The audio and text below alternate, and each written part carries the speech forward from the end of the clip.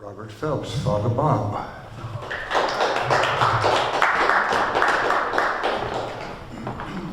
Got a microphone. Yeah. Wonderful. Tilt it forward. Wonderful. Hi, Mom.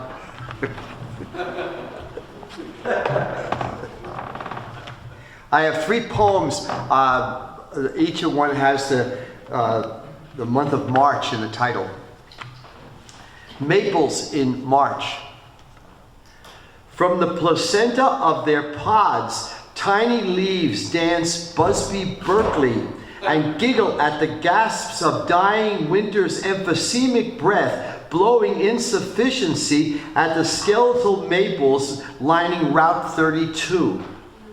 With their shining review comes the hint, the rumor, the orange horizon of resurrection. And I think of that ancient wee floweret of Judea, peeking from the lines of moss that covered a huge hopeful slab that doored a newly hewn tomb about to burst open into an eternal summer.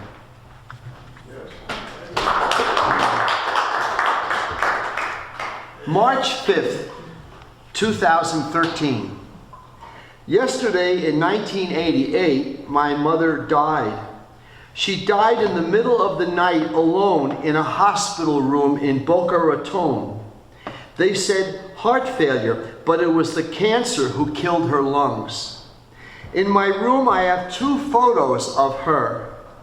The first, hanging high on the wall facing my desk, a faux serious yellow studio photograph when she modeled in New York back in the 30s. I guess women in those days wore lipstick like a ceramic doll with 2 identical upper lip points in a posed pout, stylized Theda Bara and Lillian Gish. She looks right into the lens, probably as instructed. She must have been about 22, with no idea that she'd later marry a man who spent most of his adult life sick, seldom able to work. And she mothered 5 children, spending most of that time moving from one job to another in whatever work she could find to keep us able to eat and pay the rent. A Rachel Ray of macaroni and cheese. Behind me, over the fireplace, she's 70. With Florida sun haloing her white hair, she squints her Irish eyes and smiles big white teeth, open and free. A conquering smile still alive in me. As present as her bones bleached in a Catholic cemetery in Florida, the now muted triumph of an innocent.